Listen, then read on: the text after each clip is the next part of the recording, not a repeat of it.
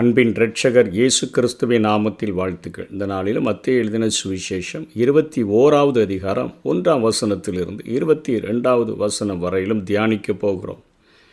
இதில் எழுதப்பட்ட சம்பவங்கள் மார்க்கு 11ஆம் அதிகாரம் 1ஆம் வசனத்திலிருந்து 11ஆம் வசனம் வரையிலும், அதே போல் லூக்கா 19வது அதிகாரம் 29வது வசனத்திலிருந்து 40ஆம் வசனம் வரையிலும் எழுதப்பட்டுள்ளது.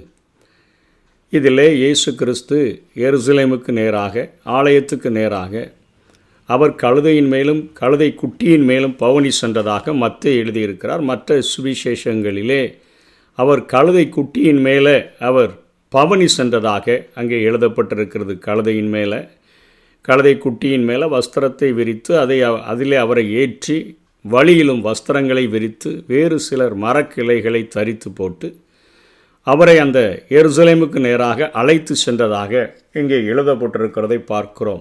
அப்படி இயேசு பவனி செல்கிற பொழுது அவிழ்க்கப்பட்ட அந்த கழுதை குட்டியின் மேலே போகும்பொழுது ஒரு தீர்க்க தரிசனமானது நினைவு கூறப்படுகிறது. இதோ உன் ராஜா சாந்த குணமுள்ளவராய் கழுதையின் மேலும் கழுதை குட்டியாகிய மரியின் மேலும் ஏறிக்கொண்டு உன்னிடத்தில் வருகிறார் என்று சீயோன் குமாரத்திற்கு சொல்லுங்கள், எருசலேமுக்கு சொல்லுங்கள். சகரியா 9வது அதிகாரம் 9ஆம் வசனத்தில் சொல்லப்பட்ட தீர்க்க தரிசனங்கள் இங்கே நடந்ததாக இங்கே மத்தேயு எழுதியிருக்கிறதை பார்க்கிறோம். தீர்க்கதரிசியினால் உரைக்கப்பட்டது நிறைவேறும்படி இதெல்லாம் நடந்தது என்று 5ஆம் வசனத்திலே அவர் குறிப்பிடுகிறதை பார்க்கிறோம். கழுதையை அவிழ்த்து கொண்டு வந்தவுடனே வஸ்திரங்களை போட்டு அதிலே அவரை ஏற்றி, திரளான ஜனங்கள் வழியிலேயும் வஸ்திரத்தை ஆண்டவருக்கு மரியாதை கொடுக்கும்படியாக வஸ்திரத்தை விரித்தார்கள். அதன் மேலாக கழுதை நடந்து சென்றது. வேறு சிலர் மரக்கிளைகளை தரித்து வழியிலே பரப்பினார்கள். முன்னடப்பாரும் பின்னடப்பாருமாகிய திரளான ஜனங்கள் தாவீதின் குமாரனுக்கு ஓசன்னா, கர்த்தரின் நாமத்தினாலே வருகிறவர் ஸ்தோத்தரிக்கப்பட்டவர், உன்னதத்திலே ஓசன்னா என்று சொல்லி ஆர்ப்பரித்தார்கள். ஓசன்னா என்று சொன்னால் ரட்சியும் என்கிற ஒரு ஜெபத்தை குறிக்கக்கூடியதாக இருக்கிறது. ரட்சிக்கிறவரே என்று சொல்லி இங்கே அவர்கள் ரட்சிக்கிற ஆண்டவர் அதோ வருகிறார் என்கிற ஒரு அர்த்தத்தில் ஜெபத்தொனியாக அந்த சத்தத்தை மாற்றி இங்கே ஆண்டவரை அவர்கள் புகழ்கிறதை பார்க்கிறோம். மற்ற சுவிசேஷத்திலே பரிசேயர்கள் சொல்லுகிறார்கள், உம்முடைய சீஷர்களை நீர் அதட்டும் என்று சொன்னபோது இவங்க கூப்பிடலைன்னா கல்லுகள் கூப்பிடும் என்று ஆண்டவர் சொல்லுகிறார். அவர் எருசலேமுக்குள் பிரவேசிக்கையில் நகரத்தார் யாவரும் ஆச்சரியப்பட்டு இவர் யார் என்று விசாரித்தார்கள். அதாவது இயேசு கிறிஸ்து எருசலேமில் அதிகமாக அற்புத அடையாளங்கள் செய்யாதபடியினால் பரிசேயர்கள் மற்ற கொஞ்சம் பேருக்கு தான் அவரை தெரிந்திருந்ததுனால, ஜனங்களுக்கு அவரை தெரியாததுனால இவர் யார் என்று அவர்கள் விசாரிக்கக்கூடிய அளவிற்குத்தான் அங்கே இருக்கிறது. கலிலேயாவில் உள்ள நாசரேத்திலிருந்து வந்த தீர்க்கதரிசியாகிய இயேசு என்றார்கள் என்று ஜனங்களை குறித்தும் இங்கே சொல்லப்பட்டிருக்கிறதை பார்க்கிறோம். இதிலிருந்து நாம் தெரிந்து கொள்ள வேண்டிய சத்தியம் என்ன? ஆண்டவர் நம்மை ஒரு கட்டப்பட்ட நிலைமையிலிருந்து நம்மை அவிழ்த்து எடுக்கும் பொழுது, நாம் ஆண்டவரை சுமப்பதற்கு நம்மை ஒப்பு கொடுக்கும் பொழுது, திருத்துவத்தினுடைய 3 நபர்களும் நமக்குள்ளாக வாசம் பண்ணி நம்மை ஒரு மகிமையுள்ள ஒரு பாத்திரமாக மாற்றுகிறார் என்கிற ஒரு சத்தியத்தை நாம் தெளிவாக தெரிந்து கொள்ள வேண்டும். கொலேசியருக்கு பவுல் அப்போஸ்தலன் எழுதும் பொழுது 1ஆம் அதிகாரம் 27வது வசனத்தில் அவர் அழகாக குறிப்பிடுகிறார், புறஜாதிகளுக்குள்ளே விளங்கிய இந்த இரகசியத்திலுள்ள மகிமையின் ஐஸ்வர்யம் என்னதென்று தேவன் தம்முடைய பரிசுத்தவான்களுக்கு தெரியப்படுத்த சித்தமானார். கிறிஸ்துவானவர் மகிமையின் நம்பிக்கையாக உங்களுக்குள் இருப்பதே அந்த ரகசியம். இன்றைக்கு ஆண்டவரை சுமப்பதற்கு ஒரு கழுதையைப் போல, கழுதை குட்டியைப் போல நாம் இந்த உலகத்தில் ஒப்பு கொடுத்தோம் என்று சொன்னால், ஆண்டவர் மகிமையின் நம்பிக்கையாக கிறிஸ்துவானவர், திருத்துவத்தினுடைய 2வது நபராகிய இயேசு கிறிஸ்து மகிமையின் நம்பிக்கையாக உங்களுக்குள் இருப்பதே, நமக்குள் இருப்பதே அந்த ரகசியம் என்று சொல்லி அவர் எழுதுகிறதை பார்க்கிறோம்.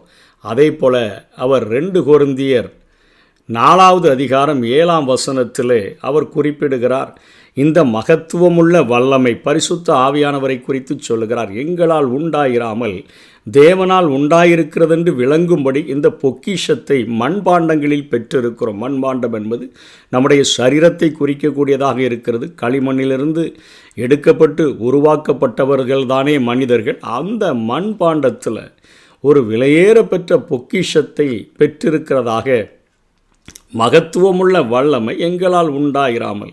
ஆகவே திருத்துவத்தினுடைய மூன்றாவது நபராகிய பரிசுத்த ஆவியானவரும் மண்பாண்டமாகிய நம்முடைய சரீரத்திலே வாசம் பண்ணுகிறார் என்று சொல்லி இங்கே பவுல் அப்போஸ்தலன் எழுதுகிறதை பார்க்கிறோம். யோவானும் தன்னுடைய சுவிசேஷ புத்தகத்தில் 14வது அதிகாரம் 23வது வசனத்தில் இயேசு சொன்ன ஒரு காரியத்தை எழுதுகிறார். இயேசு அவனுக்கு பிரதியுத்தரமாக, ஒருவன் என்னில் அன்பாயிருந்தால் அவன் என் வசனத்தை கைக்கொள்ளுவான், அவனில் என் பிதா அன்பாயிருப்பார், நாங்கள் அவனிடத்தில் வந்து அவனுடைய வாசம் பண்ணுவோம். பிதாவாகிய தேவன், குமாரனாகிய தேவன், பரிசுத்த ஆவியானவராகிய தேவன் நமக்குள்ளாக நம்முடைய சரீரத்தை ஆலயமாக மாற்றி அவர் வாசம் பண்ணும் பொழுது திரியேக தேவனை நாம் சுமக்கிற ஒரு பாத்திரங்களாக இந்த உலகத்தில் நாம் நடக்க முடியும், அவருக்காக கிரியை செய்ய முடியும், அவருக்காக ஊழியம் செய்ய முடியும் என்கிற காரியத்தை இந்த பகுதியிலே நாம் உணர்ந்து கொள்ள வேண்டும். இதனைத் தொடர்ந்து இயேசு அந்த ஆலயத்திற்குள்ளாக கடந்து செல்லுகின்ற போது அங்கே புறா விற்கிறவர்கள், மாடுகள், ஆடுகள் இவைகளை விற்கிறவர்களை பார்க்கும் பொழுது அவருக்கு அத்தனையாக கோபம் வருகிறதை பார்க்கிறோம். பரிசுத்தத்தை குறித்து அவருக்கு அத்தனையான ஒரு கோபம் வந்தபடியினால் அவர்களுக்கென்று பலி செலுத்தும்படியாக ஆடையோ மாடையோ புறா குஞ்சுகளையோ பலி செலுத்துகிறவர்கள் அவர்கள் செய்த பாவத்தின் நிமித்தமாக தெருக்களின் வழியாக அவைகளை இழுத்து செல்கிறதற்கு அவர்களுக்கு கட்டளை கொடுக்கப்பட்டிருந்தது. ஆனால் இவர்கள் தங்களுடைய பாவங்களை மனிதர்கள் பார்க்கக்கூடாது என்று மூடிவிடும்படியாக இவர்கள் அதை ஆலயத்திற்குள்ளாகவே கடையை போட்டு அங்கே ஆடு மாடு புறாக்களை விற்கிறவர்களை வைத்து இவர்கள் வியாபாரம் பண்ணினபடியினால் பிரதான ஆசாரியர்கள் அதற்கு ஒத்துழைத்து ஜனங்களை இத்தனையாய் கேடாக நடத்தினபடியினாலே ஆண்டவர் அத்தனையாக கோபப்பட்டு சொல்லுகிறார், அங்கே உள்ள ஆலயத்தில் விற்கிறவர்களையும் கொள்ளுகிறவர்களுமாகி யாவரையும் வெளியே துரத்தி காசுக்காரருடைய பலகைகளையும் புறா விற்கிறவர்களையும் ஆசனங்களையும் கவிழ்த்து என்னுடைய வீடு ஜெப வீடு எனப்படும் என்று எழுதியிருக்கிறது, நீங்களோ அதை கல்லர் குகையாக்கினீர்கள். அதாவது தீமையோடு போராடுகையில் வெளிப்படுத்தல் 5:5 போல சிங்கத்தைப் போல வல்லமை உடையவராக அவர் இங்கே செயல்படுகிறதை பார்க்கிறோம். ஒரு சவுக்கை உண்டு பண்ணி அவர்களை அடித்து வெளியே விரட்டுகிறதை மற்ற சுவிசேஷகங்கள் எழுதியிருக்கிறதை பார்க்கிறோம். இதனைத் தொடர்ந்து ஆண்டவர் அங்கே ஒரு காரியத்தை செய்கிறதை பார்க்கிறோம். ஒரு அத்தி மரத்தை பார்த்து ஆண்டவர் சபித்ததை குறித்து இங்கே எழுதியிருக்கிறதை பார்க்கிறோம். அவர்களை விட்டு நகரத்திலிருந்து புறப்பட்டு பெத்தானியாவுக்கு போய் அங்கே ராத்தங்கினார். காலையில் அவர் நகரத்துக்கு திரும்பி வருகையில் அவருக்கு பசி உண்டாயிற்று. அப்பொழுது வழியருகே ஒரு அத்தி மரத்தை கண்டு அதனிடத்திற்கு போய் அதிலே இலைகளே அன்றி வேறொன்றையும் காணாமல் இனி ஒரு காலம் முன்னிடத்தில் கனி உண்டாகாதிருக்க கடவுது என்றார். உடனே அத்தி மரம் பட்டு போயிற்று. அதாவது மார்க்கு எழுதும் பொழுது அவர் அதிலே கனியை தேடி பார்த்ததாக எழுதுகிறதை பார்க்கிறோம். சில நேரங்களில் முழு இலைகளுடன் கனிகளும், சில நேரங்களில் முழு இலைகளும் வருகிறதற்கு முன்னமே கனி தோன்றுவதும் அத்தி மரத்தினுடைய இயல்பாக இருந்தது. இலைகளே அங்கே இல்லாமல் இலைகள் நிறைய இருக்குது, ஆனால் பழங்களோ கொஞ்சமாவது அதில் இருக்கும் அப்படின்னு சொல்லி அவர் அங்கே தேடி பார்க்கிற அந்த நேரத்தில் தன்னிடம் இல்லாத ஒன்றை வாக்களிக்கிறது போல் அது அத்தனை பசுமையாக தோற்றமளித்ததுனால ஆண்டவர் அந்த அத்தி மரத்தை சபிக்கிறதை பார்க்கிறோம். இஸ்ரவேல் தேசத்தின் மேலே, எருசலேம் நகரின் மேலே ஒரு வரக்கூடிய நியாய தீர்ப்பை குறித்து காட்டுவது போல இந்த காரியம் அமைந்திருக்கிறதை பார்க்கிறோம். அதனால் அவர் மற்ற சுவிசேஷத்தில் சொல்லும் பொழுது அவர் நகரத்தை பார்த்து கண்ணீர் விட்டு அழுது, உனக்கு கிடைத்த இந்த நாளிலாகிலும் உன் சமாதானத்துக்கு ஏற்றவைகளை அறிந்திருந்தாயாகில் நலமாயிருக்கும் என்று சொல்லுகிறார். ஆனால் இதில் இன்னொரு ஆழமான ஒரு காரியத்தை ஆண்டவர் அங்கே கற்றுக் கொடுக்கிறதை பார்க்கிறோம். அவர் அந்த கனியருகே அத்திமரத்தின் அருகே கனியை தேடிட்டு அவர் அப்படியே இருக்கும் பொழுது சீஷர்கள் அதை அவர் சபித்த போது பட்டு போயிட்டு இத்தனை சீக்கிரமாக இந்த அத்திமரம் பட்டு போயிட்டு என்று சொல்லி ஆச்சரியப்படுகிறார்கள் என்று எழுதப்பட்டிருக்கிறத. இதை ஆண்டவர் ஜெபத்துக்கும் விசுவாசத்துக்கும் அவர் அதை ஒன்றுபடுத்தி அதை இணைத்து ஆண்டவர் கற்றுக் கொடுக்கிறதை பார்க்கிறோம். இயேசு அவர்களை நோக்கி, நீங்கள் சந்தேகப்படாமல் விசுவாசம் உள்ளவர்களாக இருந்தால் இந்த அத்திமரத்திற்கு செய்ததை நீங்கள் செய்வதும் அல்லாமல் இந்த மலையை பார்த்து நீ பெயர்ந்து சமுத்திரத்திலே தள்ளுண்டு போ என்று சொன்னாலும் அப்படி ஆகும் என்று மெய்யாகவே உங்களுக்கு சொல்லுகிறேன்.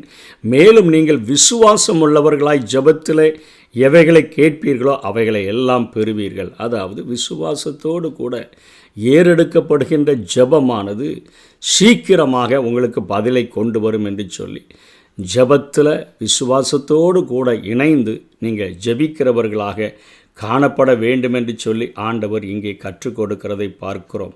தம்முடைய சீஷர்களுக்கு ஜெபத்தின் வல்லமையை உணர்த்த விரும்பி அதை செயல்முறை விளக்கமாக இந்த பகுதியிலே ஆண்டவர் செய்து காட்டுகிறார். தேவனால் நடப்பட்ட அத்திமரமான இஸ்ரவேலுக்கு கனியற்ற நிலைக்கு வரும் நியாய தீர்ப்பு எப்படி இருக்கும் என்று சொல்லி அங்கே அந்த காரியத்தையும் இந்த பகுதியானது அங்கே விளக்கக்கூடியதாக இருக்கிறது. இப்படியாக ஆண்டவர் இந்த சத்தியங்களை தன்னுடைய சீஷர்களுக்கு கற்றுக் கொடுத்ததை பார்க்கிறோம். இந்த பகுதியிலிருந்து நாம் தெரிந்து கொள்ள வேண்டிய காரியம், ஆண்டவரை சுமப்பதற்கு நம்முடைய வாழ்க்கையை அர்ப்பணிக்கும் பொழுது திருத்துவ தேவன் நமக்குள்ளாக வாசம் பண்ணி மகிமையின் நம்பிக்கையாக மகத்துவத்தின் வல்லமையை நமக்குள்ளாக கொடுக்கிறவராக அசாதாரணமான காரியங்களை நம்மிலிருந்து செய்கிறவராக நம்மை ஒரு வல்லமையான கருவியாக எடுத்து இந்த உலகத்தில் பயன்படுத்த முடியும். அதே போல் எந்த ஒரு காரியத்தையும் விசுவாசத்தோடு கூட ஜெபித்தால் நாம் அதை பெற்றுக்கொள்ளுகிறோம் என்கிற ஒரு ஆழமான ஒரு உறுதியையும் நாம் பெற்றுக்கொள்ள முடியும். கர்த்தர் தாமே நம்மை ஆசீர்வதிப்பாராக. ஆமென்.